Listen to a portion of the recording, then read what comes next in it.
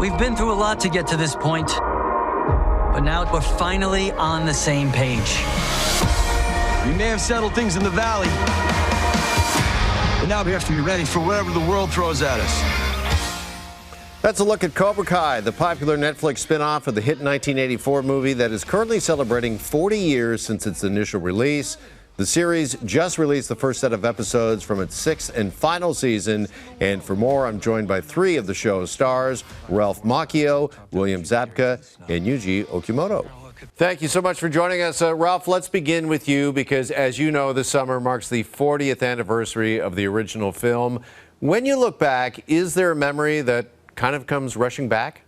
Wow. I mean, there's so many. It's hard. It's really hard to pick one. I guess I would have to say, wow, it's so many. But I would have to say, you know, seeing that movie for the first time in 1984, it was May 84 at the Baronet Cornet Theater in New York with John Avildsen, who directed the film, and Robert Kamen, who wrote it.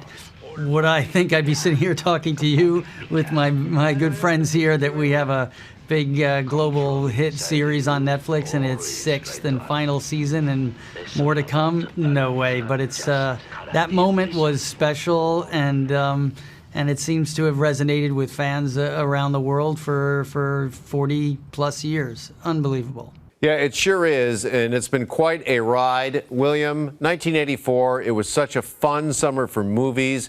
Not only did we have Karate Kid, but we had Ghostbusters, Footloose, Purple Rain, of course. What do you remember about that time in filmmaking? Well, all the movies, and I just remember in music and film, it was just a magical time. It's a crystallized moment of amazing pop culture that's birthed and that lives even today. It was an exciting time. I was a fan of all those movies, and you know, to think that I'm in a film that had that same impact on fans out there and it's lasted this long, it's kind of surreal to think that I'm part of the canon of that time. But it was a great time. I loved those years. That was a year after high school for me.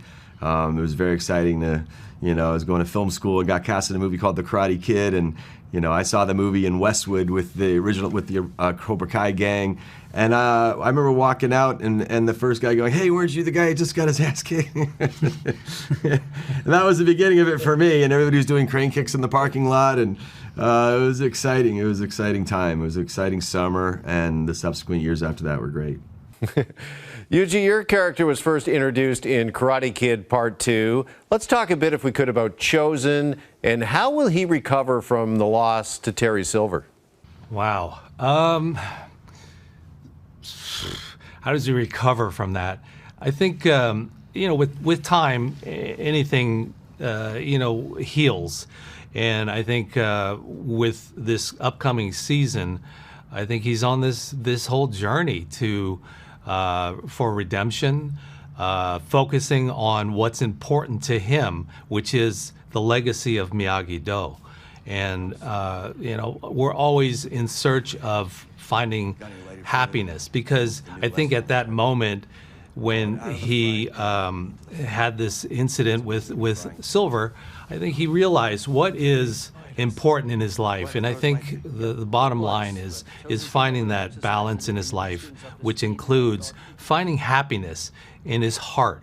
And I think a lot of people hopefully will relate to that, because at the end of the day, I think that's what it comes down to, is what is most important. And I think finding relationships, finding love, finding that kind of family is what he's searching for. And Ralph, wanted to ask you this as well, because these days, sequels, reboots, we see them greenlit all the time. But I think what sets Cobra Kai apart is that it's built on its legacy, and it's really attracted a new generation of fans. Why do you think it's worked so well? It never loses sight of the source material, of the themes. I think thematically, it is what the Karate Kid universe, good over evil, fatherless teen overcoming obstacles, kid in a new place, fathers and sons, mothers and daughters. I mean, these are all relatable themes that are touched on, that the writers and the creators never let go of, and never letting go of Miyagi throughout the series. It was important to always lace that through, and I think they've done a great job with that.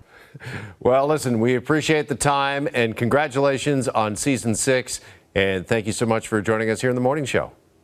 Thank you, man. Thank you. And Cobra Kai season 6 part 1 is streaming now on Netflix.